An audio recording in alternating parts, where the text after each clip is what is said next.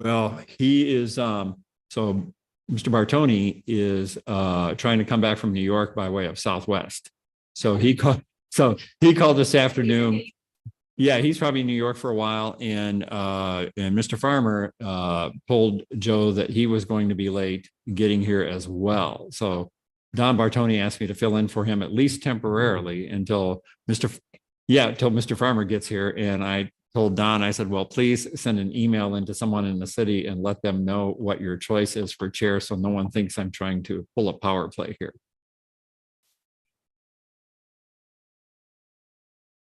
All right, we are live. So welcome to the City of Wildwood Council Planning and Parks Committee meeting for Tuesday, April 18th, 2023.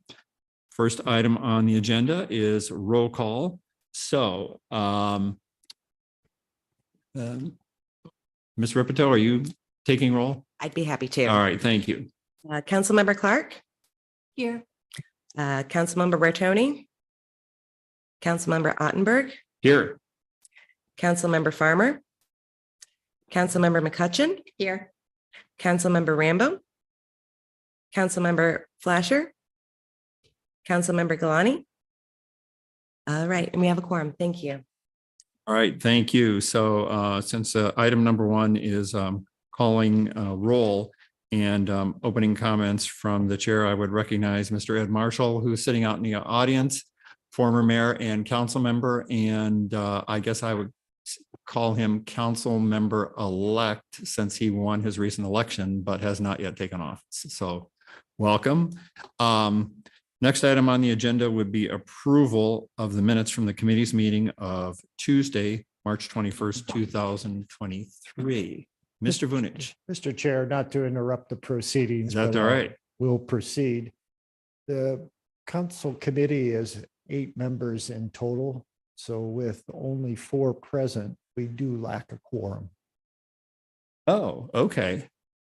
And so from that perspective, any item requiring action will probably need to be deferred until Mr. Farmer arrives. But we have a couple items to start off with that do not require a vote or any type of recommendation. So we certainly can proceed and at least give you the benefit of some of that information if you like. Otherwise, we can wait until we do have a quorum. So I'll defer to the committee members to give directions. Thank you. Well, if the committee members do not object, then let's go to items that don't require us to take an immediate vote. And we'll start with those. So I guess that would be, let's see. Overview of the Greenberg development proposal for town center. I'm sorry, sir. I was. No, that's all right. So shall we begin with the overview of the Greenberg development proposal for town center? Yes, sir. And Mr. Acting Chair and members of the committee, thank you. The department would first just like to start and say this is not necessarily the department advocating or trying to necessarily create undue influence on the committee members' assessment of this particular project. More so than anything, the department recognized that this project will have a major impact in our downtown district of town center, and that there have been a number of questions that have been posed to different members of the Department of Planning by the city council and others. So tonight, I just kind of wanted to give you a quick overview. And then if there are questions that can be answered tonight, certainly, but more importantly, if there are things you need to help and assist when this matter gets to city council at public hearing, then those we can spend our time between now and May 8th obtaining that information for you. So just to give you first the current status, this particular set of rezonings along with a conditional use permit has been through the Planning and Zoning Commission. The Planning and Zoning Commission, first and foremost, granted the conditional use permit, which would accommodate the multiple family component. And so from that perspective, that's the action that's been taken.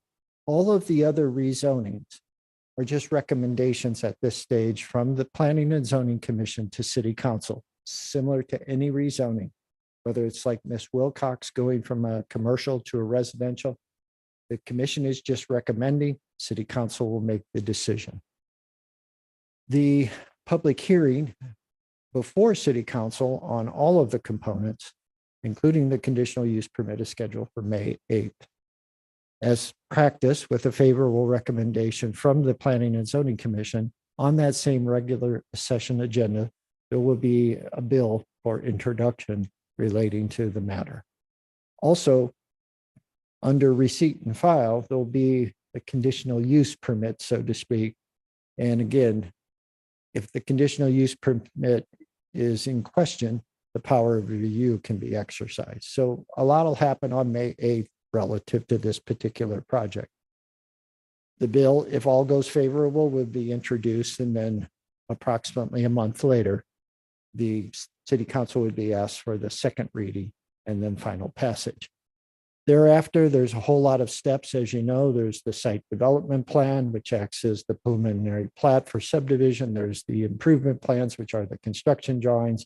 There's the record plat, letters of credit, deposit agreements, et cetera, et cetera. So a lot of steps in the process, but for all intents and purposes from the committee's perspective, you'll start your intense review on May 8th. Just to kind of give you a perspective, this particular area of town center is primarily downtown district. That is why you have the Deerbergs Town Center, one of the most intense developments in our town center area, given that it includes a large footprint grocery store similar to Schnucks Wildwood Crossing. I draw a distinction between the Deerbergs Town Center and Schnucks Wildwood Crossing because Schnucks Wildwood Crossing was approved by St. Louis County. That was done well in advance of the incorporation, although development was still underway when the city incorporated. Deerbergs Town Center is a project that was done solely by the city of Wildwood. So a little bit of a distinction there. And hopefully when you look at the two projects, you can see the finer details of our new urbanism in Deerbergs Town Center, maybe more so than Schnucks Wildwood Crossing. Also, again, as downtown district, you'll note we have a hotel, we have a theater, we have all of our commercial activity primarily focused in the downtown district. As part of the 2018 update of the town center plan, we recognize that with the downtown district in its form in 2018 would not allow a mixed use building, meaning it was just solely commercial. To accommodate the prime place, the city council concurred that an approach needed to be developed. And so in that instance, the downtown district was retained for what I would call the ground level. And we rezoned the airspace or designated the airspace neighborhood general to accommodate the additional 4 stories that was intended to be residential in conjunction with prime place. Recognizing airspace is kind of a, let's say, less than ordinary term for rezonings or zonings in general. As part of the town center update, as I mentioned, that started in 2018, the committee, then Planning and Zoning Commission, and ultimately City Council agreed that downtown district could be an area where multiple family could be considered, but only in conjunction with a rezoning and a conditional use permit, which explains why there's a CUP in association with this. So in this case, downtown district could then be a true mixed use district. And that's why I mention it here tonight. So town center wise, the only change that came out of all of the components, the boundary map, the regulating plan, the street network, the design standards and architectural guidelines, is that southernmost extent of the project area next to Manchester Road and Taylor Road. And that was a workplace, a less intense commercial area that still prohibited residential, despite the update of the town center plan in that 2018 timeframe. It changed from workplace to neighborhood general to accommodate the 11 single family dwellings that are shown there. So just to talk about the project, and then I'll conclude, and if there are any questions, certainly Ms. Ripito and I will do our best to answer them. So project-wise, there's really 4 components. 3 of the components are west of Taylor Road, 1 is east of Taylor Road. The simplest one probably is east of Taylor Road. Did not require rezoning. It's zoned non-urban resident district, but in the town center, the downtown district, a permitted use is public space. And so what you see there is 2 pickleball courts and then additional parking, some for the pickleball courts, but also some for the overflow parking in association with the project. And quite frankly, if Dearborns were to need it as well. Maybe that one day of the year we always talk about from parking components, a day before Thanksgiving or Christmas, you know, when everybody's at the grocery store, that might come in handy. Couple points about that area.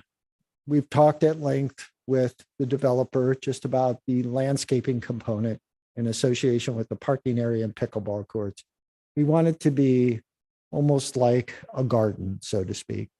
And then yesterday, Ms. McCutcheon and I had a conversation along with, prior to that, Mr. Garitano, trying to extend that garden feel, or at least that landscaping component, all the way down to the Manchester Road roundabout with the Taylor Road intersection. That northeast corner is also owned by Greenberg Cone. So currently it's just a field that gets mowed occasionally. I think this is a prime opportunity for us to actually do something down there that complements the other corners that are either maintained by the 7 villages at Cherry Hills or what Benton Homes, which owns that particular site. So east of Taylor Road, public space and recreational amenities. On the southernmost end, we have the 11 single-family dwellings.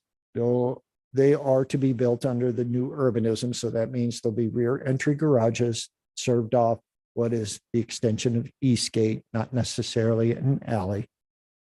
And they'll front with their front porches toward Manchester Road and Taylor Road. A couple of things there that we've took into account, and you'll see that in the report from the Planning and Zoning Commission. We have concerns about sound. We're dealing with it on Route 100. We're dealing with it on Route 109 with some of the new housing in Canberry, Brightleaf, and also the existing housing that was there, Evergreen, Sandalwood, etc. And so what we've talked to the developer about is making sure that there's ample soundproofing as a component of the building specifications for each of the units.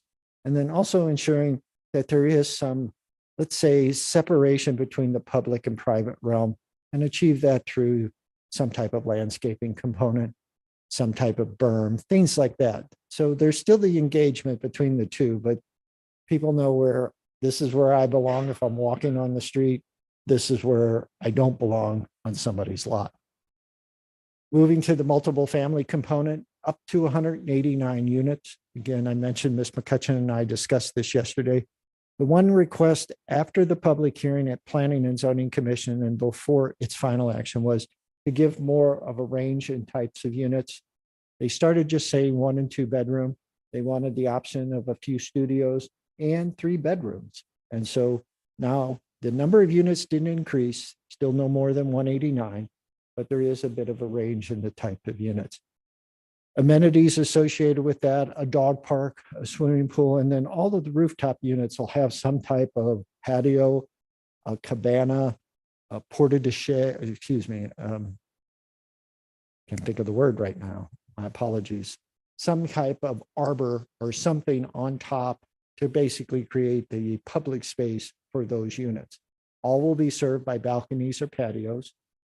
At the intersection of Taylor Road and Main Street, those first floor components of the overall building, that's where the manager's office, the meeting space, the tech room, and the gym will be for the multiple family. So those will be glazed areas, windows, and they'll have activity out toward the street instead of just being a unit that may ultimately close its shades and never open them. So kind of an important component. To serve that, again, the extension of Eastgate Lane, a public street that goes between Walgreens and Benedetto's on Main. And again, it goes south to the single family and comes back around and then accesses at an existing intersection that was designed as part of Taylor Road. And then finally, the 4-story building that will have ground floor commercial and then 3 floors of residential. Ms. McCutcheon asked a real good question yesterday. Is that going to be for sale? Is it rental? Is it senior orientated? Is it not? I don't have that answer yet, but will before the public hearing on May 8th for all of you. Parking is at a ratio I feel that is reasonable. It's not 2 per unit for the multiple family, but it's just below that. It's like 1.8. And between the shared parking opportunities on Main Street, Taylor Road, and the lot in association with the pickleball, and just the simple fact that we still have a cross parking agreement with the theater and the parking garage within a reasonable distance, I actually think the parking is going to be okay. Now, I may live to regret that, okay, but right now the numbers seem to favor it in a pretty nice way.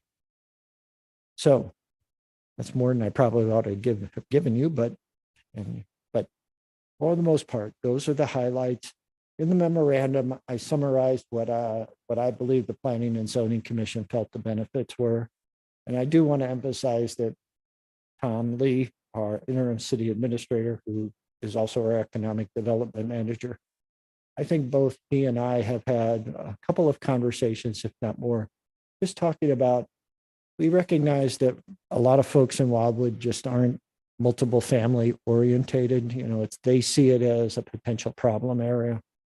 What I think him and I have talked about again and again, and this is something that even goes back to Julie and Jacqueline, is just population, getting some rooftops, getting some people near our businesses so that they can patronize them and they can sustain them in a better way than what we're seeing at the moment. So from that perspective, I think it's important to mention that one benefit. Mr. Lee just jumped on as well via Zoom. So if he'd like to add anything before I zip it and let you all talk, it'd be a great, I would appreciate anything Mr. Lee would like to add from that economic development perspective. And then again, obviously, Mr. Ottenberg is our chair of the Economic Development Committee. Thank you all. Thank you, Joe, and thank you, Mr. Chair. Do you mind if I Or we definitely don't share a have the few words there? speaker Uh, on. What? Kind of like Can you hear that sound for some reason. Can everybody hear me now? Yeah. Okay, good. Okay, yeah, no, I appreciate that, Mr. Vunich, and you know, from the conversations we have had, and also with the developer, and the conversations I've had with Mr. Ottenberg, you know, the importance here is, you know, adding those residents to the area. The population density of Wildwood, comparatively to other St. Louis County municipalities, is pretty stark. There's 540-ish, you know, individuals per square mile in Wildwood, compared to, let's just say, Baldwin, for instance, it's about 3,500. This does allow, this does create that essence. If we have residents that are wanting to, you know, attract businesses and attract, you know, good companies to come out here, especially restaurants, good retail, they're looking at those demographics. They're looking at how concentrated is the population, because they need that foot traffic. And they also need that drive-by traffic as well. So I do believe, you know, in my opinion as well, this development would greatly enhance the town center area, and would definitely help out with attracting businesses to the town center in that building particularly, and also in the building across the street, the Deerbergs Town Center, and across the entirety of that whole, I call it the center of town center. So other than that, though, you know, I do mostly, you know, I definitely, not mostly, but I do completely agree with Mr. Vunich, and I'm here also for any questions if anyone has any. Thank you. Mr. Chair, thank you again for allowing Mr. Lee and I and others to speak. So thank you. Thank you. Yeah, just one point of information for anyone who is interested. We have a representative from Greenberg Development scheduled to speak at the Economic Development Committee meeting that takes place on Tuesday of next week, April the 25th at 6 p.m. So if anyone is interested in attending that meeting, please feel free. Again, if there are any questions, Teresa. Yeah, I have some questions and I have met with Mr. Cohn and talked at length with him about this development. I'm excited about it. And, but there's still some things that I wanted answered, and maybe this isn't the right time to ask these questions, or you could tell me. And if you want, I can send these to you also. But I had, I asked him about the renderings that he had and the color. And the color was a little crazy. And he said that that was not the actual colors and that he was going to get better renderings that showed more accurate color and some samples as well. I would ask how confident we are and he is in this being successful. Have we done any market surveys? Have we done anything to gather data to know that he's going to be able to rent these apartments out, and how successful he'll be? And what are all the reasons, the cons involved? Like, what are the top cons? We got a list here of the pros for having it in your write-up, but what are the things that we should be looking at that are the cons involved? You know, you mentioned the one about the people not wanting the high density areas, but I'd like to look at that, compare it. And since the prime place didn't materialize, why was that? And could that happen this time? I would also, and I've talked with Ed about this too, that I'd like to see on his renderings how that his ADA plans. I know he's working closely with that, but I'd like to see it also on the pickleball court area as well as the apartments. And I don't see that. Another question is, will these apartments be open to like Section 8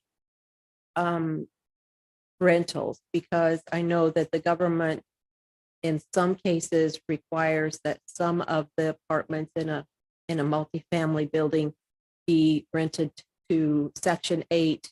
And I don't know how that works.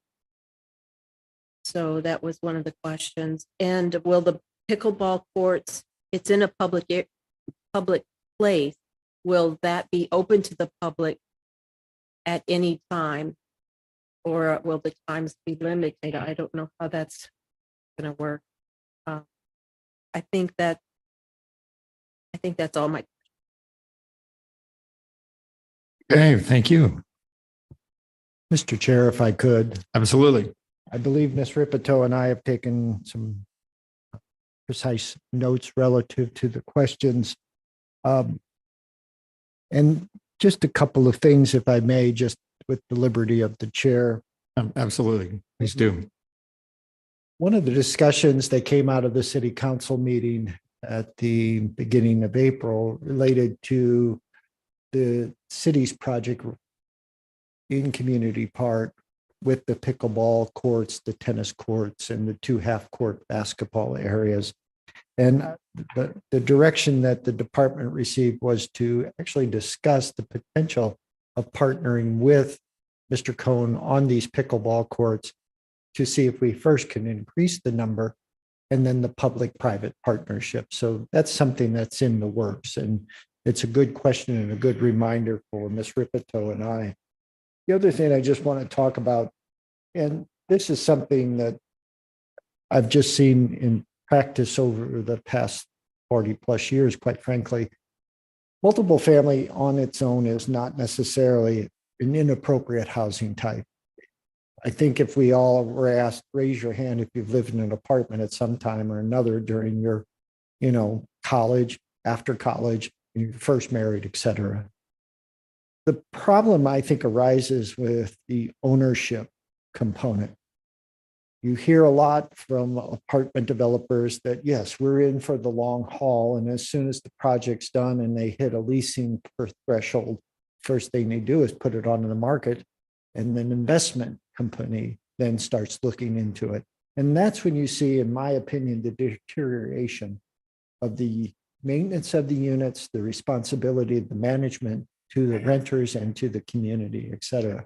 So that's an area that I think from the city's perspective, we need to ensure that we understand that ownership relationship and that how that ownership views the project, not just for the first development phase, but and the first maybe 5 or 10 years, but much longer. So the others, I'm going to pass some of those on to Mr. Cohn. Hopefully he can start answering them at your economic development meeting with Mr. Lee. And then others, obviously, will probably provide a summary from tonight's meeting to the city council so that they can have it during the public hearing as well. Thank you. Mr. Rambo. Yeah, I have lots of detailed questions, but I'm completely solidly behind a concept like this. There are lots of questions that I have, but I have seen the wisdom of multifamily residential as part of town center. Particularly, my understanding is the entire ground floor is commercial, and above that, the airspace, as you were terming it, that's the residential component. Am I right on that? So we're not giving up any commercial possibilities in town center, at least not on the ground floor. On the 4-story building that fronts Main Street across, let's say from Milk and Honey, the building that houses that's absolutely correct. Okay. Some of the ground floor in the apartment will not be commercial. We've discussed, as I mentioned, that area at Taylor Road and Main Street, that main intersection, that'll be where the commercial component of the apartment complex will be. All of those activities that bring activity into them and out onto the street. But there will be some residential units on the ground floor. Yeah. Okay, so the opportunity cost of having multifamily residential is one of the opportunity costs is that we then give up forever this ground square footage for commercial development, and over time we have the tax revenue, tax-based concerns and those kinds of things. It may be a minor point. And I can't assess that. If Thomas Lee and the other folks on the committee feel comfortable with it, then I can make myself comfortable with it. But there looks to be, I don't like surface parking if there's an alternative. There's lots of parking there. You said it's 2 spaces. The question then becomes, are the folks in the 3-bedroom homes going to take parking along Main Street, and then suddenly the theater patrons and the Milk and Honey patrons and the Benedetto's patrons have to walk further, making it making them less interested in patronizing those places and so forth. So we have to be real careful with the parking. And I'm wondering, I know it's expensive, but wondering about the possibility of 2 levels of parking in that surface parking areas directly south of the main building, like where the theater is. Man, that would, I'm sorry, that would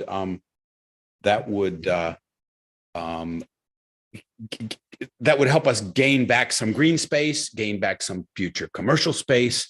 I wouldn't be opposed to expanding the development itself if we could consolidate the parking just a little bit. So that's just a general comment. The 11 single family dwellings that we're talking about, does does that fit? It feels kind of low density to me, particularly if we're worried about noise, because I don't want to drive by a berm because we're concerned about noise intrusion into a neighborhood that wasn't there before. And I'm not sure how you can do the noise abatement without a serious berm and a sound wall on top of it. We'll have brand new problems, just like we have in plenty of places in your ward. Uh, and we don't need those. So I'm wondering if there's something more creative solution down in that area. Even more multifamily would be fine with me. Well, as you mentioned, I'm going to defer to Mr. Lee and Councilmember Ottenberg, our experts on the economic development component, which is that reduction or the loss of inventory of commercially designated land area. Everybody has an opinion about, are we going to go back to brick and mortar? Is online the trend? Yeah, and it's all just opinion. And that, yeah. And so I'm going to let the experts handle Okay. that. There's just a couple of things I would respond to. I know through conversations that Ms. Ripito and I've had relative to this project with the development entity and the engineer associated with it is that we are looking at some structured parking on the southernmost end of the multiple family area. As you'll know, when you drive from Main Street south on Taylor Road to the roundabout, there's a grade change, and it's pretty pronounced at the southern end of what will be the apartment buildings themselves. And so they were thinking about doing structured parking there to take advantage of that grade and use that area, which may not be what I would consider prime residential, but certainly would be a incentive or perk for the apartments.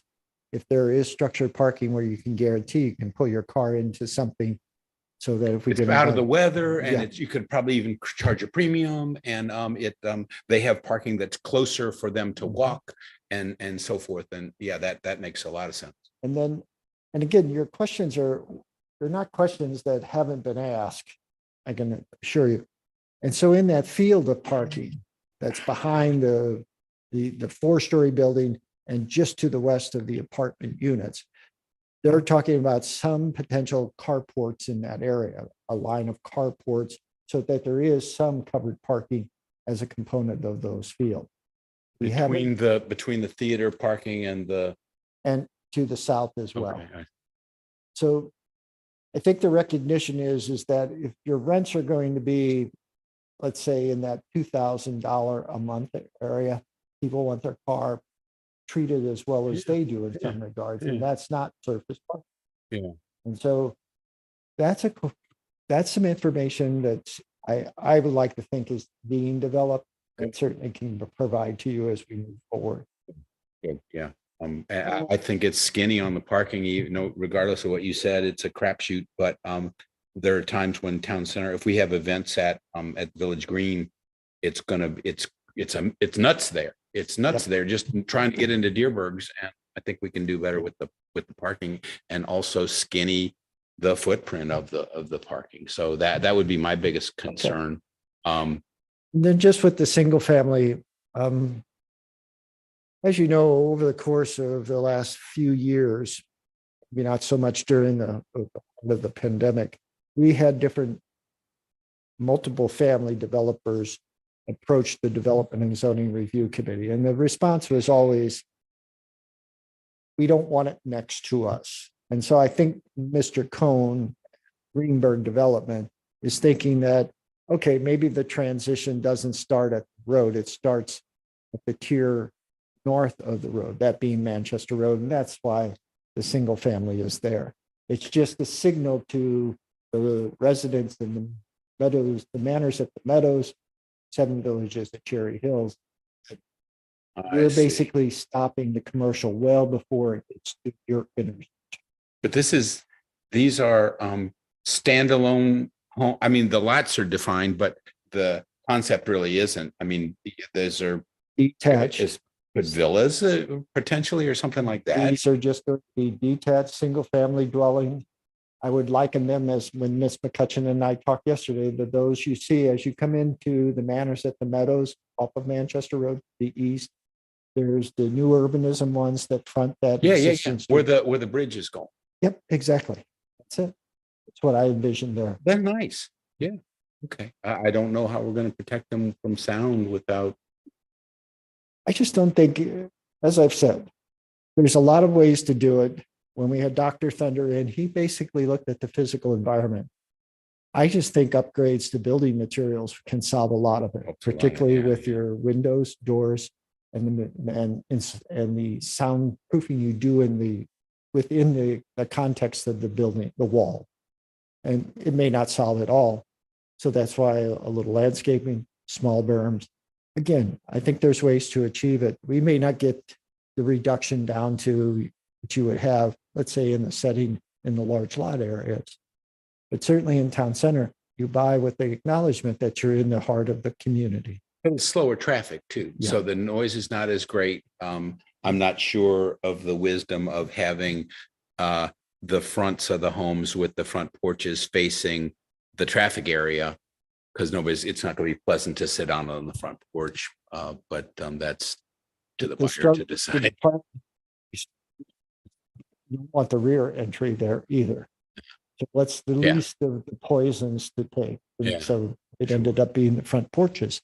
Because again, you put eyes on the street and you create that community between the walkers, the runners, the bikers that are on the street and those that own the home. I have lots of other detailed questions, but I will save them. I thank you very much. The parking's the big thing. I was Thank just, you very much. Ms. McCutcheon, you had your hand up. Oh. We'll get to you in a moment, Mr. Lee. Yeah, go ahead. So I'm really concerned about the parking too. Having the overflow or using the theater lot, that really concerns me. That was one of the things that I had issue at with the Prime Place. Again, there's a lot of people attending the movies, then where are they going to park if we've got people who are living in the apartments, over there? And then we like we talked before. So, are these going to be rented? Are they going to be condos and apartments? Are they going to be purchased? And the same thing about the family dwellings. Are they going to be rentals? Are they going to be purchased? And then the whole issue of the daytime traffic, because we have multi-family units here in town center, doesn't mean it's going to create daytime traffic. I mean, they may be young professionals who are working and they're gone all day. Then again, it may be older residents who have decided to downsize and they could be around during the day. But like Teresa said, I think we really need to look into that before we move, farther along. And I'm really not in favor of a 4-story building. Yeah, that's no news. Understood. And they said that the 4-story building would not be any higher than the theater, but in the renderings, the building is higher than the theater. And I get the different grade and parking underneath that. I don't have so much of a problem with that. But if we stick with the true vision of the city, then the guideline was no more than 3 stories. So now we're going to 4 and now we're going to 5. And I understand the PRD and the airspace and all that stuff. I get, but I'm, I guess, close to a purist when it comes to Wildwood and their master plan. And so I'm not really fond of the 4 stories and the 5 stories. And the parking space were a big issue, and the sound is a big issue. Just because I think, everything you mentioned about, building materials and all that, I think is going to be very helpful. But I don't think people realize, even though they see it in this particular area, the roundabout's already there. I'm not going to say 100% sure that I don't think they're going to complain after they're in there for a while because they don't really realize it. And yeah, the traffic's slower, but it's constant. Um, then I had one other thought and I don't know. I don't know. Like Teresa said, the color scheme was an issue with me. And I'd really like to see more green space and not so much concrete. But the sound is a huge issue for me, and the number of parking spaces is a huge issue. And like we said, I think there are more opportunities for trees and, plantings and so forth that wasn't actually shown on the drawings. So I'd like to hear Mr. Lee's take on whether the buildings are actually going to produce more traffic or not, and how are we going to figure that out? Yes. Oh, I know what the other thing, I'm sorry, the other thing was, we have quite a few apartments and condos in Ward 5. And there's been a lot of noise issues with those. There's been some other concerns with those. So again, I think that's something else we have to look at. I know it's older buildings and all that, but if there's going to be an issue in the ward, that's usually where the issue arises from. So I think that's something else we need to take a close look at. And with the permission, Chair, I just have a quick response to the Sandalwood condominiums. 70% of those units, the last time I checked, were owned by a single entity, and it's a management company. And so from that perspective, that's probably what I said is the worst case scenario when you have a management company. It's just looking at it as a profit line, not a home. And with that, I'll defer to Mr. Lee on the other items. Thank you, sir. All right, Mr. Lee, sorry, we kept you on hold for a little bit, so please No go problem. ahead. No problem, Mr. Chair, and appreciate appreciate that.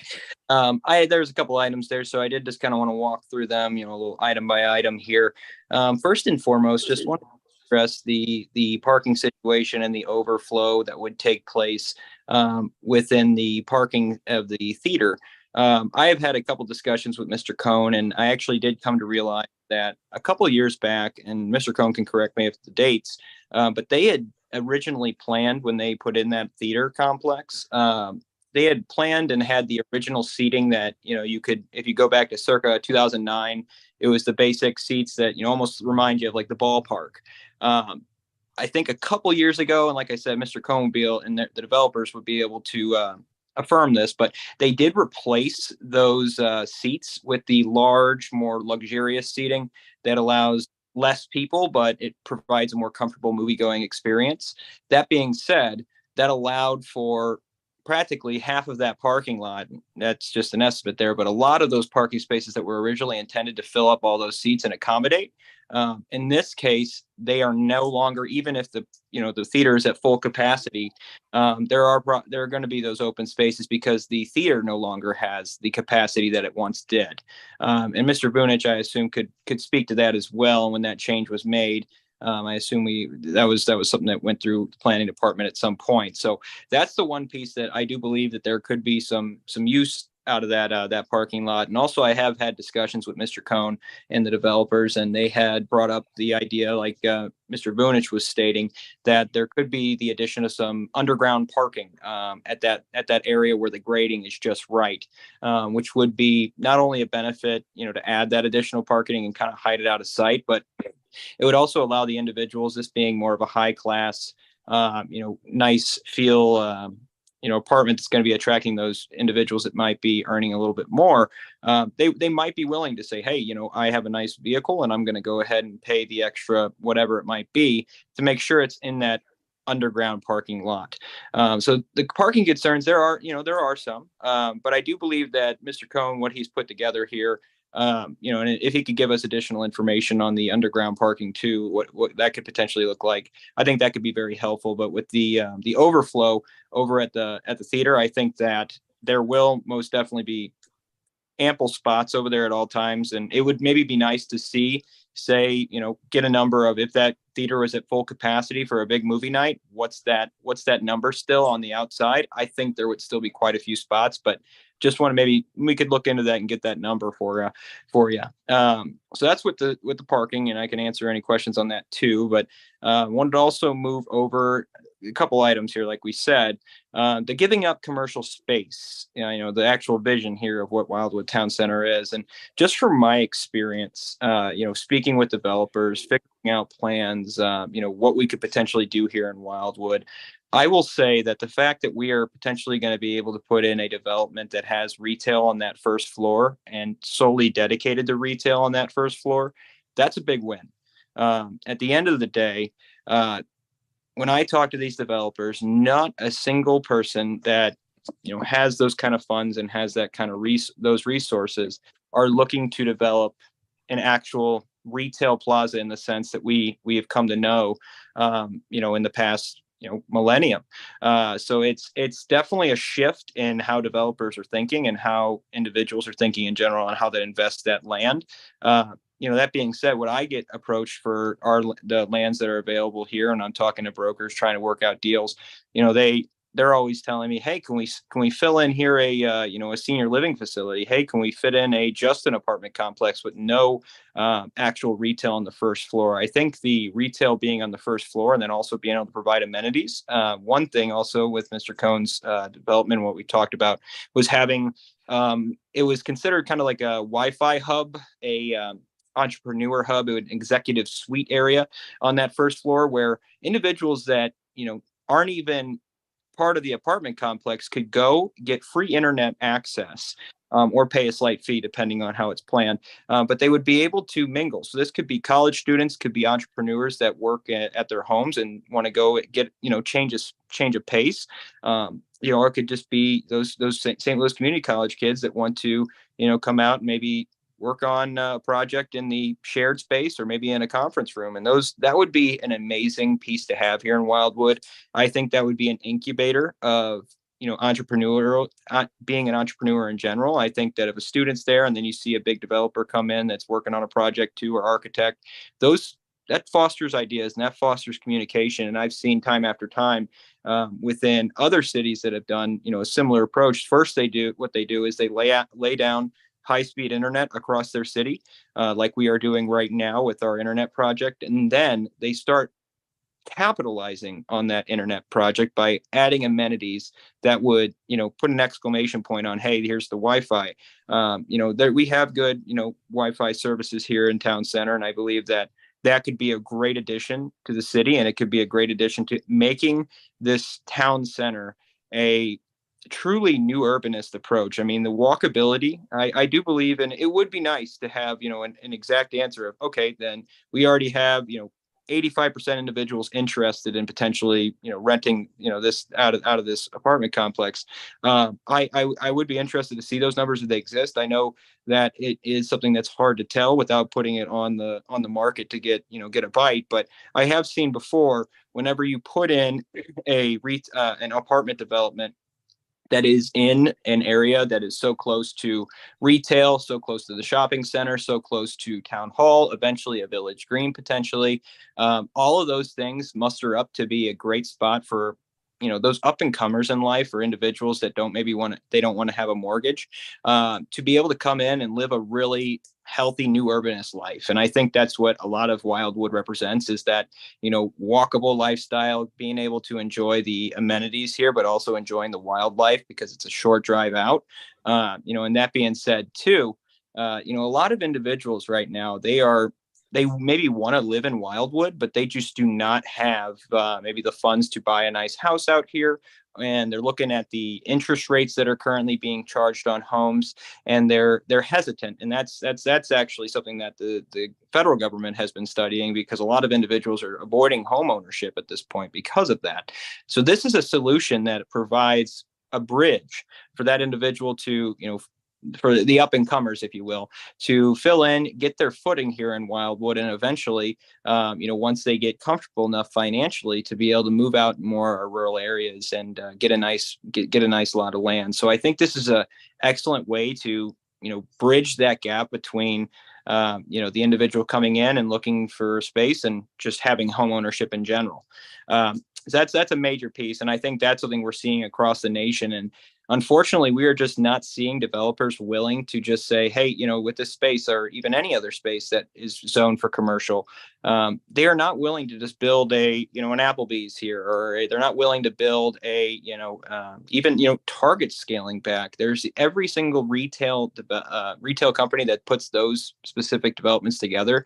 They are pulling back and consolidating. And I actually had an interesting conversation with a developer just the other day that had said, we used to take risk. We would build out a new complex and we'd hope for the best, but they're now saying, no, we're going to go ahead and keep stacking the funds that we have from our rent, and putting that into accounts to back up the properties that they currently own, because they are worried that, say a market crash or something like that does happen. They need to have funds available to continue maintenance, continue fixing the property up, and making sure that it's attractive for individual, leasers to come in and maybe, rent that space. So I do believe that I would be pretty adamantly against this if it didn't have the retail component on the first floor, and it didn't have the amenities that are going to be added there for the public use.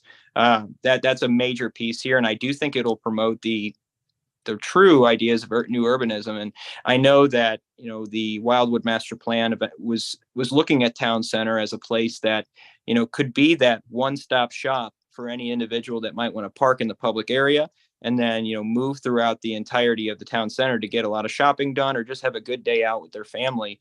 I also really want to emphasize the fact that you put this development in. First of all, it gets on every single, I've already had conversations with some really popular restaurants, and they've shown significant interest after seeing the drawings of getting potentially on the end cap where the patio's at. And I couldn't tell you how excited I'd be if I had, two restaurants that are very well known, I won't name names here, but if they're on the end cap, that's going to obviously produce a lot of traffic coming to just those areas alone, and whatever's in the middle would just be a benefit. On top of that, the area across the street, the Main Street, it doesn't have an exact name, but it's right off Main Street. They would also benefit from this, because individuals that might not be able to lease space for retail or whatever reason for business purposes, they're going to look to the closest area to it, because they're going to have access to that potential 189 apartment units that could fill up, 400 individuals if it has to be. But yep, at the end of the day, though, the sound is probably one of the biggest concerns. And at the end of the day, I am here to answer any questions, and I appreciate the time. Thank you, Mr. Chair. Any other questions on this particular topic? Ms. Clark? Oh, I'm sorry.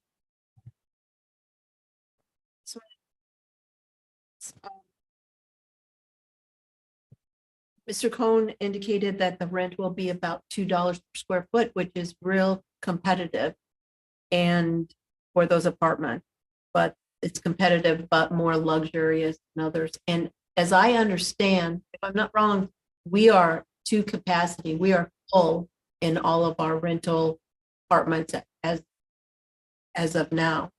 And so it looks like, the data would show that that's something that people want in this area. The parking garage that Mr. Bunish mentioned, when Mr. Cohn explained that, it was very interesting how he was talking about putting that in so that it's an open air bottom of the garage. So he wouldn't need a ventilation system in there, which would save him money in the long run.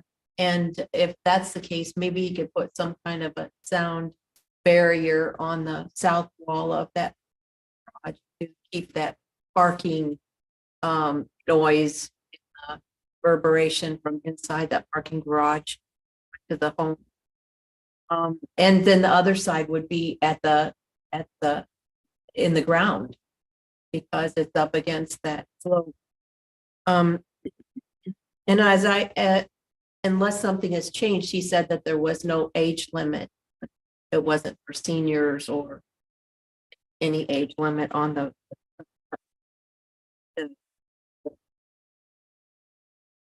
And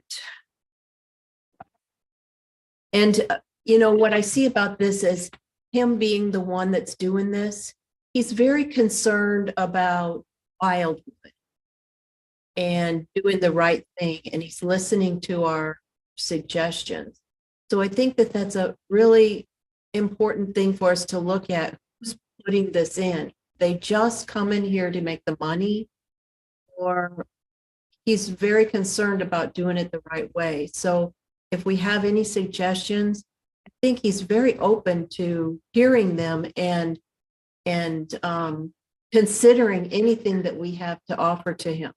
So when I sat down with him, I was very impressed with his openness to questions and not defensive at all.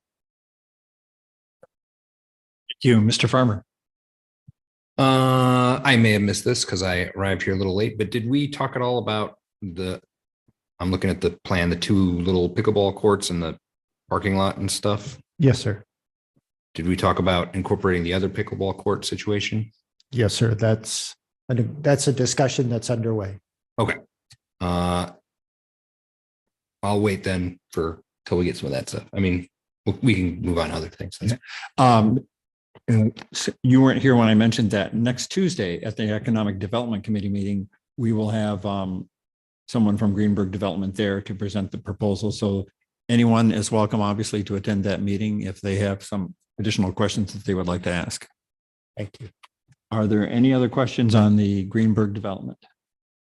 So the next item up would be recent development trends within the city of Wildwood, but this might also be a good time to transition over to the actual vice chair of the committee and let Mr. Farmer take over. All right, sounds good. Let's hear about some recent development trends. Well, Mr. Chair, as you know, this is generally an item we provide to you each month, and Mr. Bartoni usually says if there's any questions regarding any of the items, that the department would be glad to respond to them. Any questions? All right. Looks like moving on to some park matters. Emergency repairs to Rock Hollow Valley Trail at bridge number 5. So, Mr. Chair and members of the committee, every once in a while, a little push in the back and the stumble forward is a good thing. And so, based upon the committee's direction at the March meeting, the department contacted T Hill Construction, which is one of our 11 maintenance contractors that we start each year with and sign contracts with. And so T Hill Construction went down to Bridge 5 in the area of the creek where the blowout has occurred and provided a very competitive proposal for the repair at $8,755, which is substantially less than what Kelp Contracting quoted to the Department of Planning and Parks as well. So tonight, knowing that the blowout and the repair to the area with the stone that had been used for stability purposes is necessary, the department is respectfully requesting authorization to proceed forward with T Hill Construction, this particular item.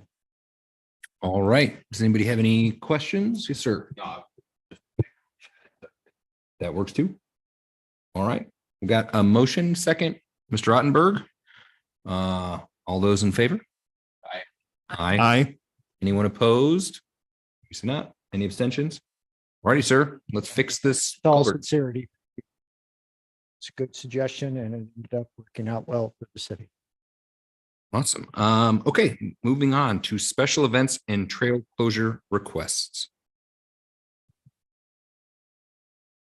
Oh, Hamilton Car Greenway culvert. Let's fix that one too. Let's hear all about it. He was a little more put together. I'll get there. Give me a second.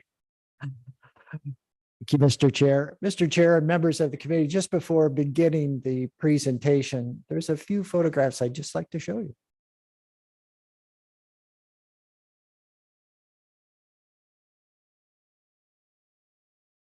So for the most part, I think there's another original one, if you don't mind.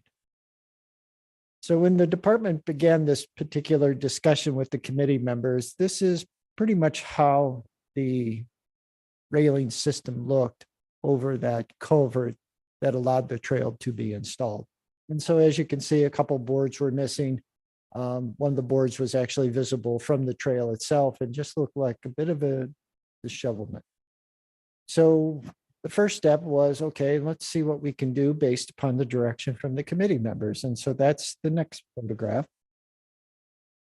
And we had our code enforcement officers, one of which was a journeyman carpenter, go out and basically take that board that was visible from the trail and reinstall it, and then add a second board. Being an amateur carpenter, the next thing I did was, well, let's see if we can do a little better. And so for less than $1,000, this is what we have now. All it is minus is just the sign that says keep off, and trying to twist the journeyman carpenter's arm to make something of a wood sign that looks a little bit nicer than just, let's say, one you would get at Ace Hardware or the Home Depot. Bingo.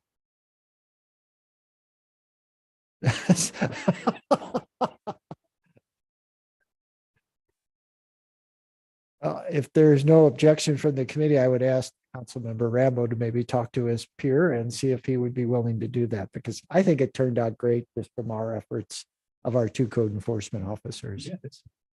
Much better. The second part of all of this is, and I expect no action on this tonight, is I did ask TerraSpec to come up with a long-term plan.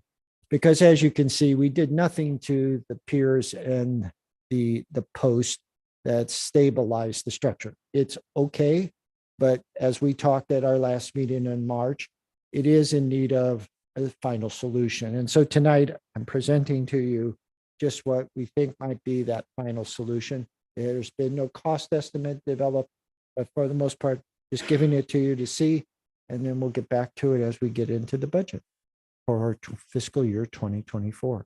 So again, as I started with the other item, thank you. It was the direction of the committee that said, let's see what we can do with, let's see if we can make lemonade out of the lemons. And I think that direction was solid. And with the support of Brian Gramlich and Frank Laughlin, I think we have a pretty nice looking railing system to carry us over to 2024. I hope you agree.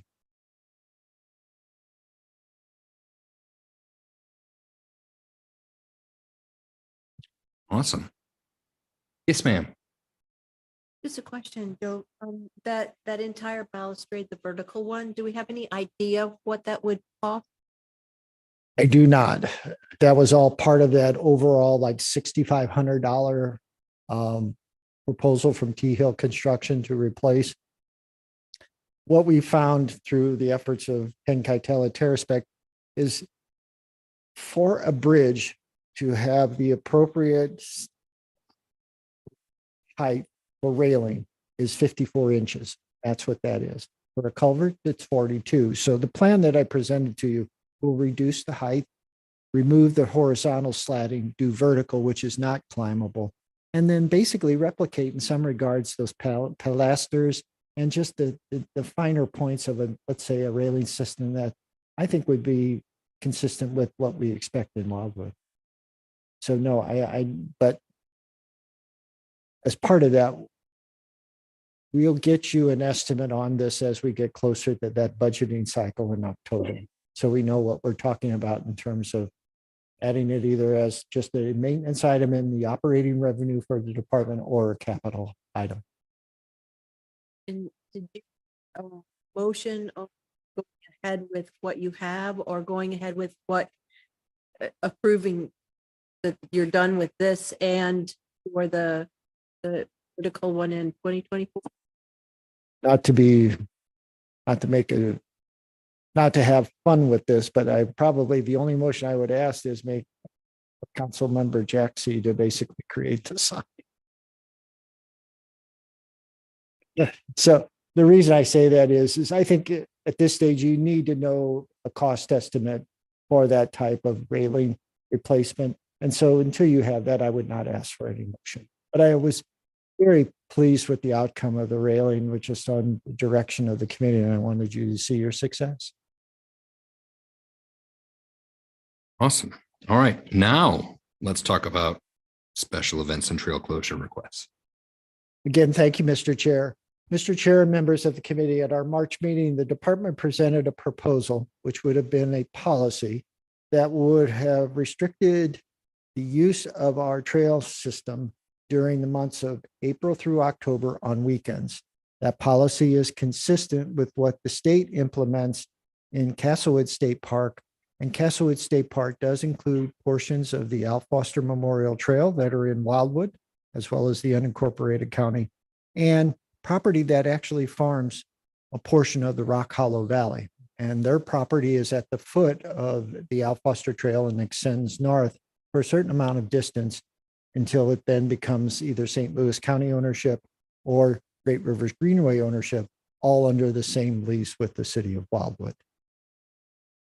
The committee provided several options that they wanted to explore, and ultimately the department is presenting a little twist to all of that. Mr. Ottenberg and Mr. Bartoni are two of the three members that form the program budget committee. And we've been talking a great deal of late about increasing fees and basically shifting the costs from the taxpayers, who in some instances don't benefit from the services or events that we offer, but for the most part are the ones that are paying for them. And so tonight the thought is to present to you a different approach. In this instance, that approach would be is that we would not implement a policy necessarily to restrict the use of the trails during April through October on weekends only, but to begin charging a use fee. And those entities that are willing to pay that use fee, which is not nominal, I'm speaking here in the report of somewhere between $10 to $15 per participant, and let the market dictate if they want to use the trails during those prime months or not. And then those of a smaller entity, maybe then we just look at like a $5 to $10 component. So a concern that was raised, like, what about those entities that have been using the trails for events for a period of time, like Lindenwood University that hosts their collegiate conference meet at Bluffview Park? They certainly are a large entity. They could, in the opinion of the department, accommodate that $10 to $15 fee. But let's say it's Terrain Magazine that hosts a winter marathon on the trail system that basically brings about 75 to 100 people. Maybe they're at that $5 to $10 range.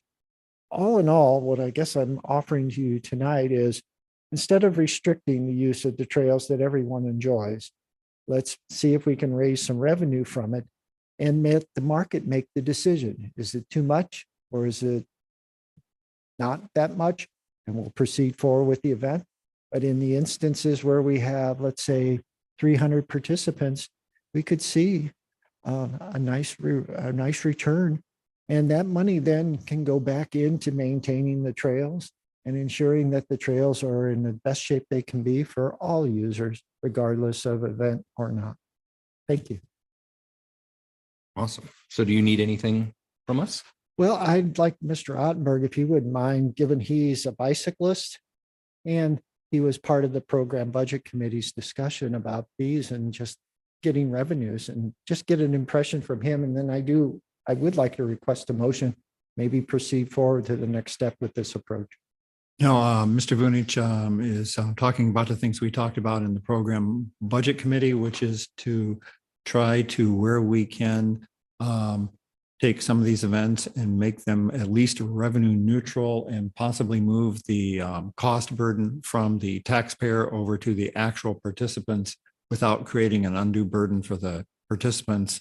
I feel comfortable that the fees that we're talking about here are pretty nominal in nature and shouldn't create an undue burden for those organizations that would wish to take advantage of some of the trails and so on here in the city for those events.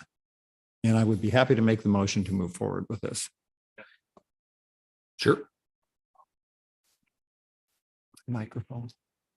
The last thing I would want us to do is discourage people and have them go somewhere else because they can get on the trail for free. So we should start out with a really nominal fee, because every one of these events is an opportunity for people to come and see what Wildwood's all about. Say, hey, I love this place. I might stick around and have dinner, or I might, decide to move here and move into the new development in town center, something like that. So I don't want to shoot ourselves in the foot and be penny wise and pound foolish. That would be my only caution, is to the first year start out at $5 or something truly nominal. And then if the people buy into it, then we can, kind of take a more of a market-based approach. Is that reasonable? It is reasonable and certainly an accommodation that the department discussed internally. That's why I'm saying it could either be $10 or $15. See what that is. Maybe for that first year, we're on the low end at that $10 range. That's double what the state charges, but I think the state is actually charging not enough to cover their costs, just in terms as well as our costs we see from just maintenance, upkeep. When there's a major event, certainly we say, great, we have this event partnership agreement, but what's left is somebody from the city, in the case of park maintenance, has to empty all the trash. Yeah. And so, you know, they put it in trash cans, they leave it in bags, it's neat, but there's still somebody that has to go pick it up on Monday morning, so that when people start arriving for the remainder of the week, new week, they're not seeing an area that's laced with trash because it wasn't picked up and then the animals got into it. So we've taken that into account, but I really believe the market, maybe in this instance, is the entity that should be making those decisions if you want it on these prime weekends. And that's all I'm talking about through April through October is the assessment of the fee. If you really want it, here's what we need from you. If you don't, great, then you can go elsewhere. But I'm pretty assured, as Mr. Ottenberg mentioned, you can't find a Bluff View elsewhere. Yeah, St. sure, Charles, right. St. Charles has some nice trail systems. But what Gork has done there and just in the character of Wildwood and the land that's here, it's hard to find a Bluff View. So I think it's a solid approach, and I think it's an approach you all started me thinking on when you said about registration and fees and things like that. I think the market will tell us if we're too high or too low, and we can adjust. Councilmember Clark. I'm happy, you still need a second, so I'm happy to do that before I make my comment, but I would just encourage us to, when you put that together, to not say large or small entity, but to determine and explain it very clearly what that means, you know, a measurement of what you are if you're a large entity or what you are as a small entity, because that usually. Good point. And I think the thought that we're having collectively as the department is we're going to bring back maybe that application of that form so you all can see it before we basically take it on to city council. So I'm thinking we'll have this in May back to the committee if the motion's favorable tonight, and then to city council in June, and implement it when we start moving into another high season in my mind, which is that August, September, October timeframe. All right. Everybody know motion? Okay. All those in favor of moving this plan on to the next step, please say aye. Aye. Anyone opposed? Any abstention? All righty, sir. On it goes. Next up, e-bikes. Again, thank you, Mr. Chair. Mr. Chair and members of the committee, as the title it reflects, this is the third presentation on e-bikes. This particular presentation now does include the city attorney's comments. And as I noted in the report, really there was two comments. One, to add a preamble, so to speak, as we enter into the e-bike components or the e-bike regulations, as well as defining what a motor vehicle is for the purposes of an e-bike. As the city attorney very well acknowledged, there is already a motor vehicle description in our code that exempts motorized bicycles. And so we define an e-bike under this proposal as having a motor. So the city attorney drew a very clever conclusion, an appropriate conclusion, that for the most part right now, they aren't exempt from any of our trails, regardless of the nature of them. And so what we've done, the department that is, unless the assistance of the city attorney, is for the most part, add his comments and create the set of regulations that would be part of the overall set of regulations that manage our parks and trails. Fortunately, kind of contrary to what I was thinking tonight, I do have a few comments from the St. Louis County Police Department that I would like to integrate into this.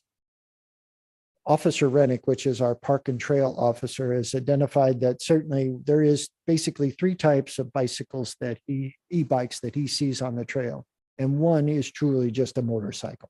And he said, definitely that one needs to be addressed.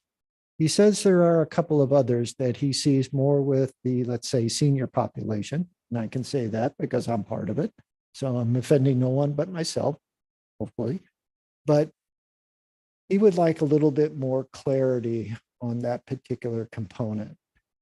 So tonight, instead of asking for a motion on this, I beg your patience. I think we need to have a little bit more input from the police before we send you what would be the fourth report with the final draft. I want to get this right because I think it's very important. And I think it's important for the reasons you've stated as the committee to the department. First and foremost, we want to encourage the use of our trail and facilities, but we want to keep them safe for all. But I certainly don't want to, by banning or restricting the use of a certain e-bike, inadvertently affect the population that basically is now benefiting because of the availability of e-bikes and the appropriateness of them on our trail network. So I need a little more time. Sorry. That's all right. Do you need a, like an official more time or just? A motion to postpone to the May meeting would be much appreciated. And you have my sincerest apologies that I couldn't integrate everything by the time the packet needed to be up tonight. Absolutely. Councilmember Clark? May.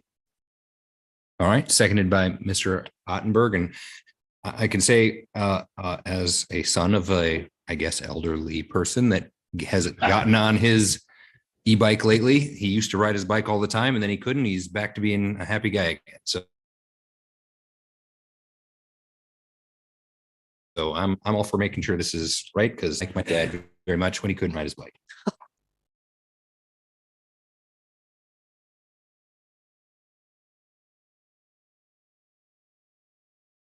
That's the part of the concerns that's driving the regulations to be added to our municipal code. There's a couple of components. What St. Louis County did with their policy and what we're kind of mirroring with our regulations is we're ensuring that those bicycles, those e-bicycles that create the damage because of the horsepower associated with them and the speeds they can travel won't be allowed. And it'll be enforceable because the police have a regulation, which is the difference between a policy. Secondly, and I think somewhat equally important, we still have a wet weather trail policy. It's already in our park and trail regulations. And the wet weather policy gives us the enforcement tool we need as well.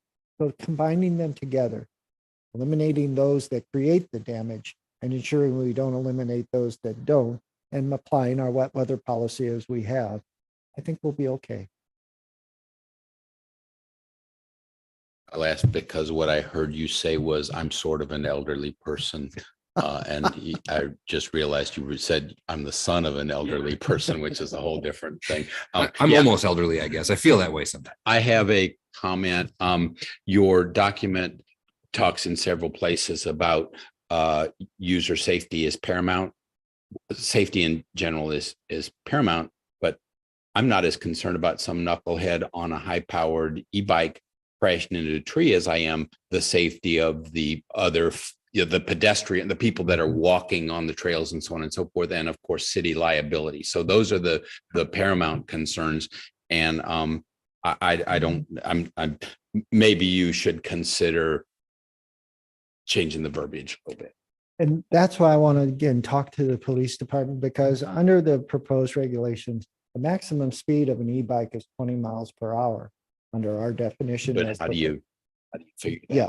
And so that's where Officer Rennick said we may capture a couple of the more popular e-bikes that can exceed that speed. And I want to talk to him about that. And I wholly concur with you. And I think everybody on the committee does. It's not so much, that e-biker that has the helmet with the tinted face mask that you can't see what he looks like, that's on there doing 30, 35, 40 miles an hour. You're doing it, take the risk, great. But if you run into a cyclist or a walker, That's where the problem is for us, I think, and that's what we're trying to address, I think, more so than anything. So does Rennick, if we're limiting, the analogy I used with Deb earlier was, your car goes 100, but you can only drive 60 on particular highway. We're talking about a 20-mile-per-hour device that we're trying to limit to 15 miles per hour max, even going downhill, at which, at which point it could probably do 35. Does he have like a radar thing or anything like that? I mean, it Mhm. sounds ridiculous, but No, he does. does he really? Yeah. Okay, so, and that's part of our enforcement strategy is to shoot these guys with a radar Yep. gun.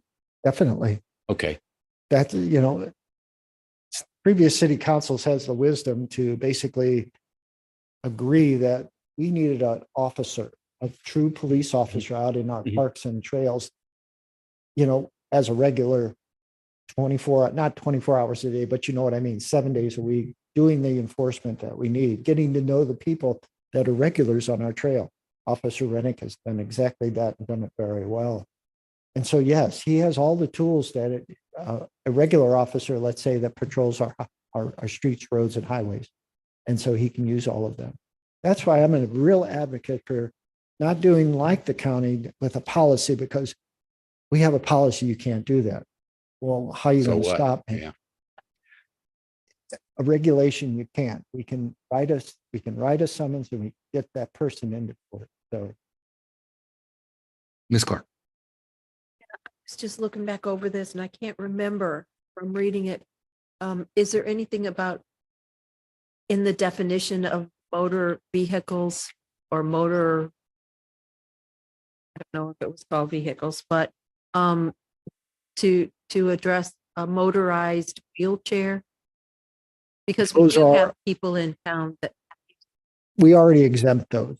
In our current park and trail regulations, we took into account that obviously, even if they are at a speed, they're a lot easier to see, and for the most part can't handle much of the natural surface trails. So we have them on paved surfaces where they're appropriate. So we exempt those already. Right. Anything else?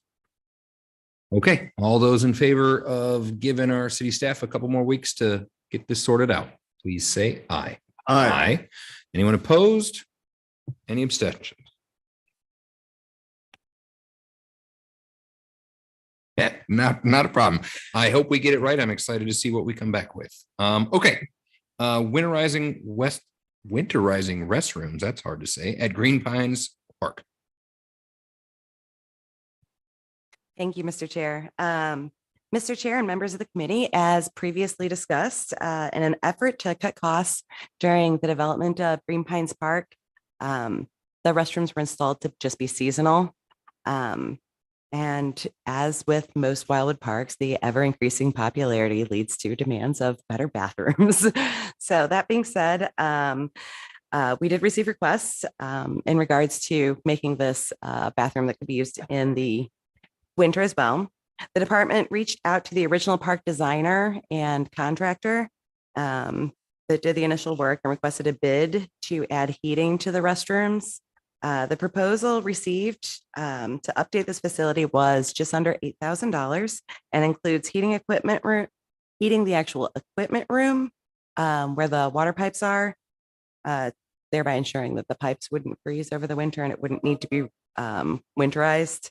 So tonight, the department is seeking direction from the committee members on if this is something that you would like to move forward with and make a favorable recommendation to the city council for its final action.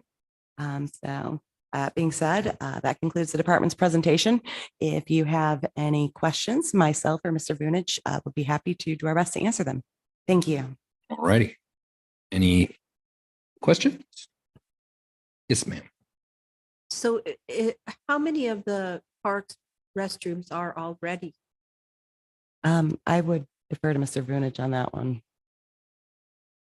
At this time, a community park is the only one that has a full season set of restrooms. Anniversary Park does have a set of restroom facilities, but they're also not heated. And other than that, we don't have any others. We use portable facilities for the purposes. that the community park is heated? Yes. And that was acknowledgement that with the dog park, we have users out in the dog park all year long. And surprisingly, who would have thought kids are pretty hardy and they don't think cold is as cold as a 67-year-old man. So they're out there in the playground all year long. So it's great. And that's what we're finding in Green Pines Park. We thought it'd be more of a neighborhood orientation, but we're getting people from all over Wildwood with the younger kids that just love the park. And the younger kids just seem to have a few more needs in that regard. And we've tried very hard to see if we could place a portable facility there, but we have a house on either side, and there's just really no place to put it that isn't visible to those residences or is accessible to the crews that need to pump it and clean it.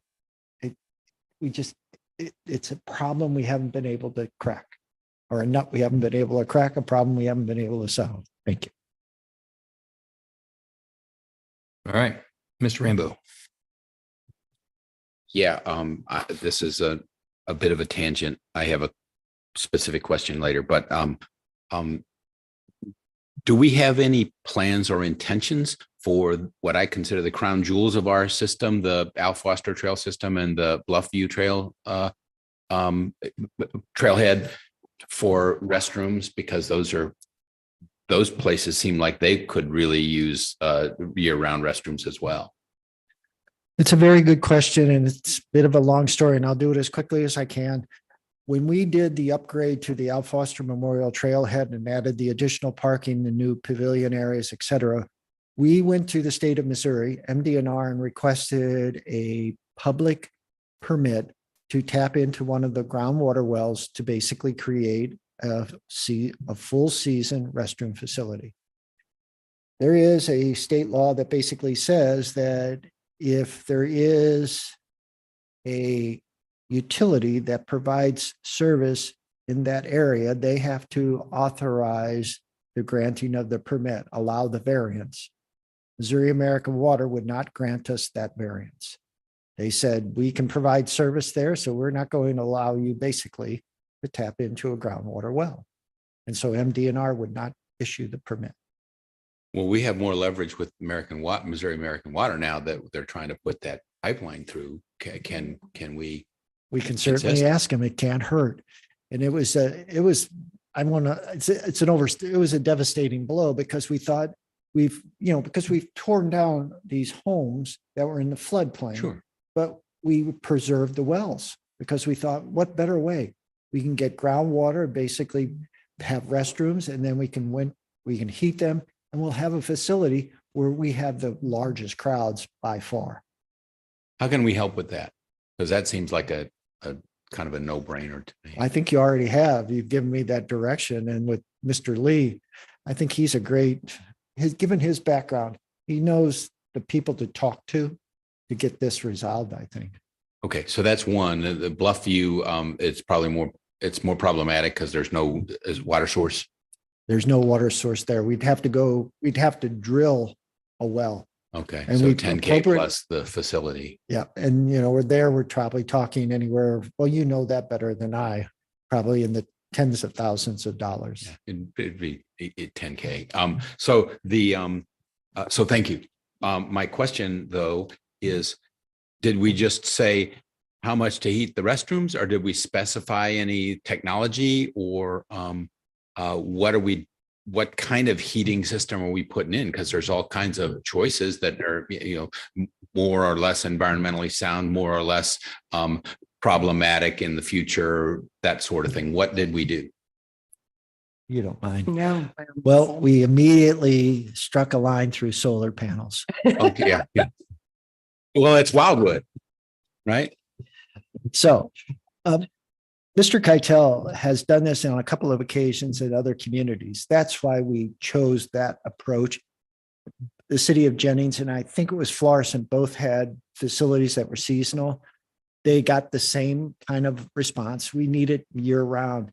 And so this is the low cost approach. You basically heat the storage room, which keeps the water warm, which causes the pipes not to freeze. It's not necessarily real comfortable in the restroom, bless you, but it's functional. So it's just electric, it's an electric heating system for the pipes and you keep it at 40 or 50 degrees or something that won't. Yeah. So it's kind of like a more sophisticated version of putting the pipe wrap on and plugging it into the wall. Yeah, it's a low cost approach. We're basically keeping the source warm. The restrooms benefit from it, but you're not going to spend a lot of time in there in Yeah, the yeah, winter. You're that's- going to get in and get out, which is okay. So why 8K? I can go to Home Depot and get some pipe wrap and fix us up and Given that we're coming into with the summer season, this isn't a high priority, but I wanted to get it out. Why don't you let me get that cost breakdown to explain why it's 8K? yeah, okay, great. Thank you. That's all right. But I really believe, we've been surprised with Green Pine Parks. See, because we started out like, well, what about parking? Well, everybody's going to ride or bike or walk here, but we didn't realize it would draw people away from the playground and community park and bring them over there because it's per the 2 Ward 5 council people. We basically targeted the younger kids there. And this just worked perfect. I'm convinced it's worth doing. I just, 8K was kind of surprising. That's all.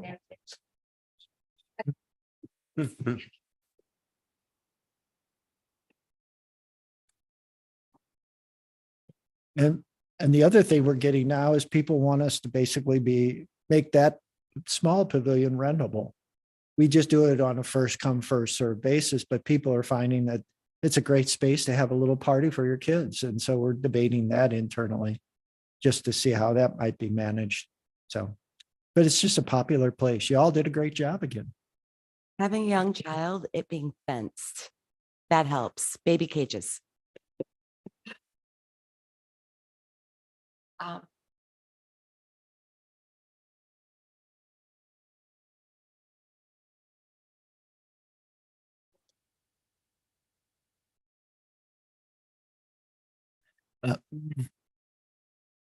Certainly, it's an option. This particular restroom in Green Pines Park was one that Mr. Keitel had used elsewhere, so it's an easy transition. The one in Anniversary Park, it was the company, a city in Florida purchased it, then reneged on it, and we got it at a bargain price because it was sitting out in their lot, and they wanted to basically move it as quickly as we could. I don't know if it's going to be as an easy conversion, but certainly we can explore it. But I'd like to see how this one works first, if we can get it done. But I'll get you the cost breakdown, and I'll ask Mr. Keitel if he can find another entity, at least get a second bid. It worked with obviously Rock Hollow. Why not here? And there's no rush because I'm afraid we're going to probably be talking about 90-degree temperature.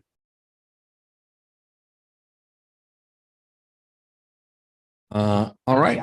No, I get it. Okay, so do you need a motion to proceed or anything?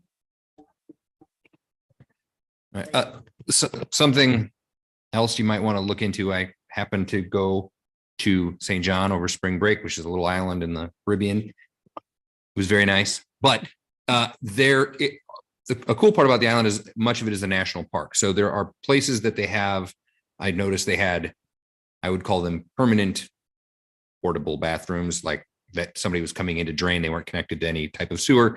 Some of them for sure had some type of ocean water coming in, but there was others that definitely did not. So you might want to look into, I don't know who you would talk to figure out how they do that, but they're very particular about how things are done there. And they had bathrooms on top of hills in the middle of nowhere. So we can for sure probably get something out of the park where we can't hook up to water. With the permission of the chair, the department will request a motion to send Melanie and I to St. John to do investigation of the restroom facilities there. Purely business. We'll get that. We'll see. All right. I think I might need to be there as well. I Just think for Mr. Lee would like to go too. Oh, yeah. Well, there's a lot of good things over there. Okay. Update on the timing of the application for the wall that heals. Thank you, Mr. Chair, members of the committee. I have a lot of information, but I will do my best to be brief. So as you know, the department has previously presented on the Wall that Heals, which is a traveling 3/4 scale replica of the Vietnam Veterans Memorial in Washington, D.C. And the city planned to apply to host it here in Wildwood. with the committee's support, the department conducted a site visit in which we got a lot of insight from the site manager there. And he gave us a lot of solid advice and also let us know just exactly how much work it was going to be to host this year. And so there are some decisions that will need to be made by the city. For one, location. The city will need to determine a location that's open 24 hours a day and accessible to the public. It has to be a grassy area about the size of a football field to actually put the wall itself, but you need nearby concrete platform to host the trailer that's associated with it, the educational trailer. And we also would need electricity for both or generators. Yeah, about a football sized field for the actual wall itself. It's a 3/4 scale of the actual memorial in DC. And so taking all of that into consideration, along with the inability to actually schedule when we'd like them to be here, which kind of rules out borrowing somebody's property. It's been hosted on football fields of like, schools and such, but you don't really know when they're going to be here. So that kind of gets rid of that whole component. So the only viable city-owned property that seems like it would be appropriate to host this would be either in the Great Meadow and Community Park or our Village Green.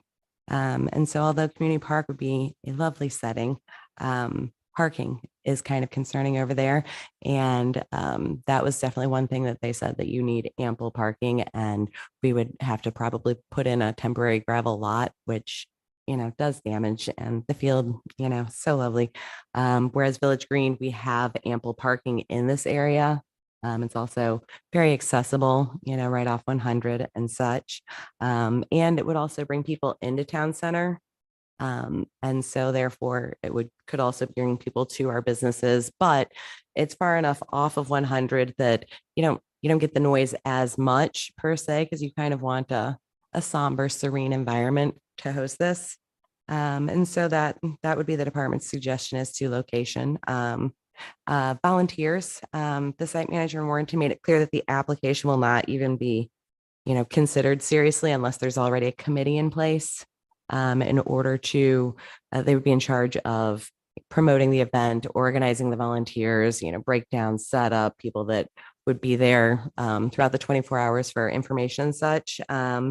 And most importantly, to make this an actual community event. Like, this is supposed to be one of those things that brings the community together. And so you want as much involvement as possible. Something that the city takes pride in. Also, budget should also be taken very, so the city cannot charge admission fees. It has to be free to the public. And, in addition to the wall itself, which last we checked was, I believe, $11,000. There's also other things such as promotions and amenities for volunteers and things like that, possibly a generator, going into the details of the cost. But they said to estimate about $10,000 for costs. So you're talking $21,000, some of which can be obtained through sponsorship, which is what a lot of other cities have done. But that being said, at the previous presentation, we talked about either hosting in 2024 or maybe 2025. Well, the 2024 application process opens in May 29th. And in order to move forward with the application and prepare for the visit, the city needs to have some plans in place.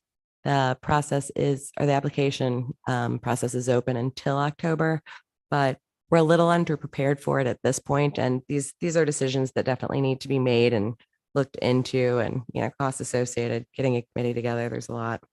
And so that being said, also the location at our Village Green, we all hope that it's ready by 2024, but they don't put the tour together until November. Like, the application process is open until October. They actually decide when and where the tour is going to be in November. And so it could be here in February. And although we would love to say that the Village Green will be done by then, I think that building in a little buffer would be wise. And, that getting volunteers and budget, and then also taking into consideration, we've been discussing doing a potential veterans memorial. And one of the things that is important to take into consideration with the wall that heals is people leave things behind at the wall, memories, mementos, and they're things that were special and important to them. And so it's important to think of some place that these can go in a respectful, way of displaying them and such. And so maybe taking that into consideration, if we're going to move forward with the Veterans Memorial, maybe plan some sort of display or something, in which some of these tokens can go. And also taking, we have no idea how much will be left behind. So that being said, the department feels that it would be appropriate to apply for the 2025 rather than 2024, to postpone this a year so that we can better prepare for it and get things lined up, and not have to panic about it maybe being here in February of 2024. So with that, the department is seeking direction and is open to suggestions from the committee. If you're supportive of the location that, and everything that's suggested here, and moving forward with the 2025 application rather than 2024, then the city will, or the department will be happy to work on getting this plan in progress. All right. Any questions? Yes, sir. How will Village Green being completed be compatible with this expanse of real estate that they need for the wall? In other words, I've been to one of these, and of course I've been to the real wall. It's big and it's like more chevron shaped, if not V shaped. And I don't know that the topology over there would support it, particularly after we do our circle. Isn't our circle phase one, the circle wall Yes, and whatnot? it is. So how are we going to put it into, I'm not being critical. I'm just No. asking the question because it seems ideal from the perspective of parking, bringing people into town center, not so great in terms of the actual assembly of the wall. That is also another thing that we would have to take into consideration. And it doesn't necessarily have to go inside the oval, the civic oval. It could go outside the civic oval. And just from looking at the grading plans, it does seem, where we're putting the oval is going to be a relatively flat surface. And so therefore immediately outside it would as well. But no, that's definitely, again, why having a little additional time to make that plan accordingly would be helpful. Yeah, I wouldn't want to beat up our brand new concrete or anything like that. No, And no. landscaping and those kinds of things. But I feel like the size of the actual park itself is ample, Okay. like for, in comparison to the size of a football field, like I feel like could be worked out somewhere. Where is questionable, but Okay. like where would be best is questionable, but. Teresa.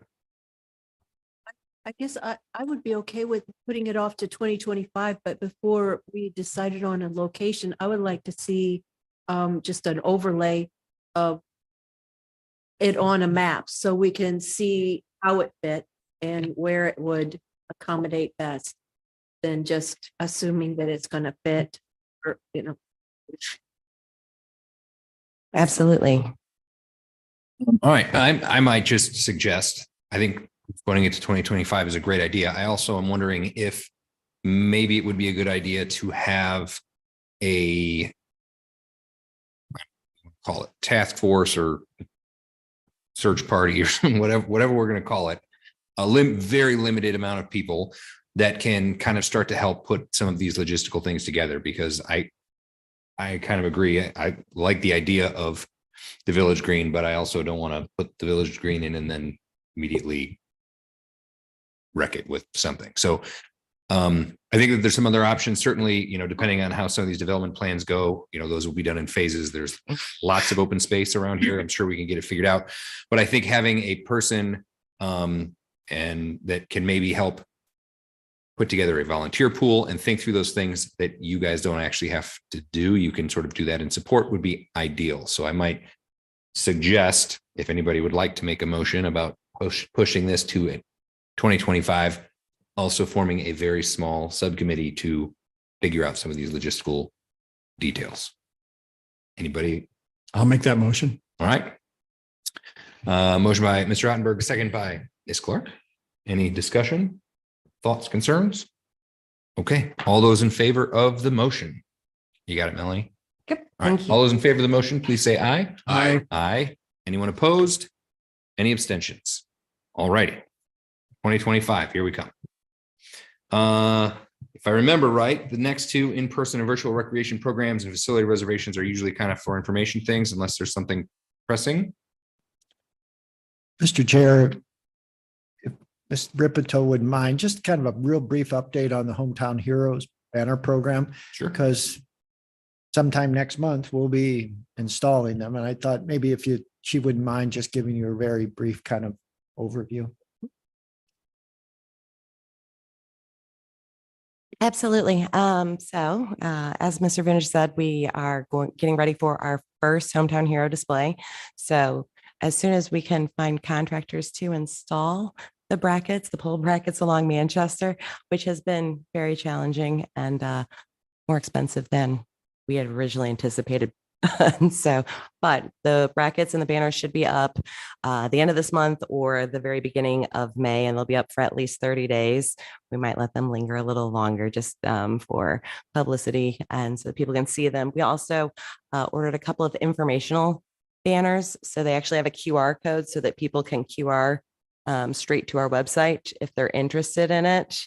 And we'll be reopening up the application period during that time, should people want to order for 2024 in advance. But yeah, so we're hoping it goes well and hoping that with people actually being able to see it, it'll get more publicity. We have had more inquiries just since the Gazette article came out.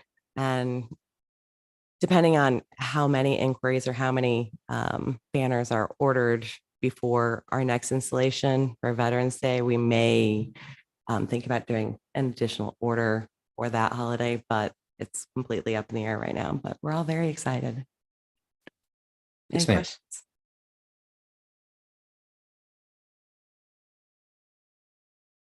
Oh, yes, of course. We cut off the banners for this year, February 15th, I want to say.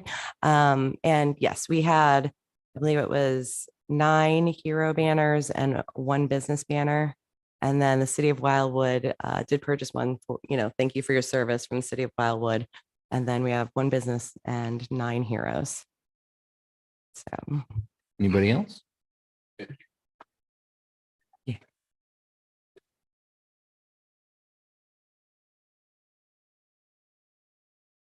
We did through all the general avenues and on Facebook and on, everywhere that we normally do and could. But a lot of it is just seeing it.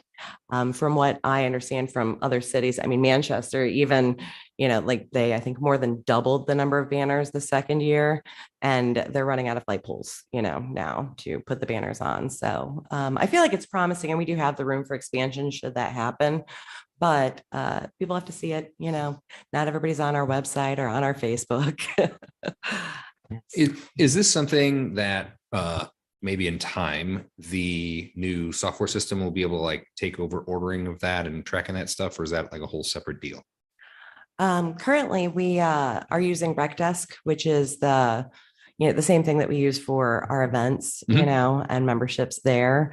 I think that we could go either way with it. And if I can set it up in MyGov in a way that's easier, more comprehensive than RecDesk, I intend to do that. But yeah. Yeah, I was just wondering, I know that can do a bunch of stuff. So I didn't know if that and pavilion rentals and we get to it, pickleball rentals and all that kind of jazz can be in there. Yeah, so it's not really designed for that. It's designed more for permitting, and that whole process. But I've used it for a number of different applications beyond permitting. And so if I can fit it in there, I will. All right. Anybody have anything else? Mr. Chair, just a couple of points. Yes, sir. Please. I was just going to say that Mr. Jaxie is texting like crazy, looking for feedback on size and material and asking me if I have any white oak he can use, et cetera, et cetera. So he's excited about it. He said it will be too easy. So all we have to, I just told him to shut up and I would have you contact So just send him an email or a text and he'll whip it out in no time. So To you, thank you for your communication skills, and to Mr. Jaxie as well. And just a couple of things. When the banners go up, I think you're going to be pleasantly surprised. Ms. Ripito did a wonderful job of kind of taking what they give as the standard stock banner and really personalizing it, I think, to Wildwood.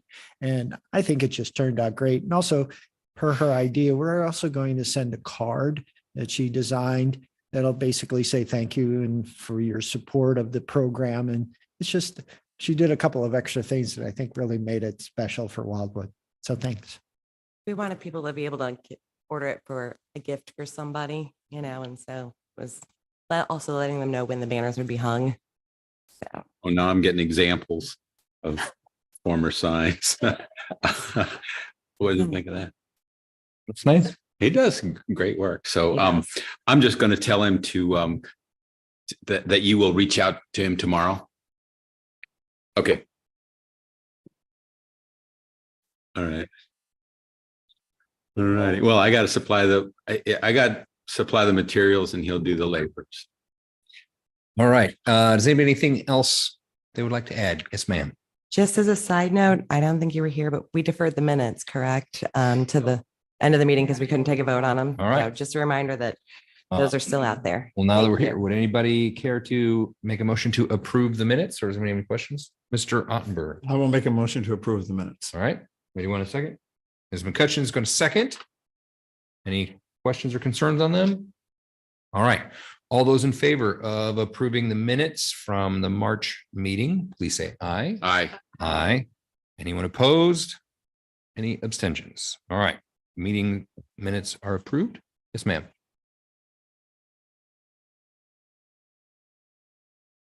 We kind of rolled that all into one thing. All right. Well, with that, if anybody would care to make a motion to adjourn.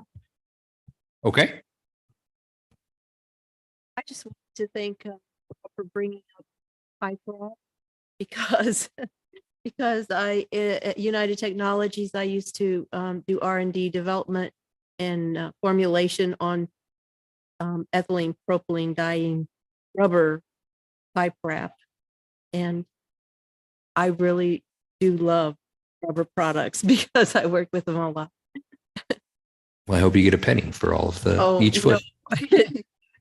Even for things I developed myself, I don't get any money for that. We appreciate it anyways. It works good. All right. Anybody care to make a motion to adjourn?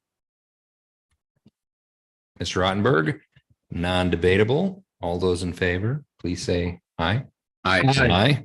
All right. We'll see you next month. Thanks, everybody.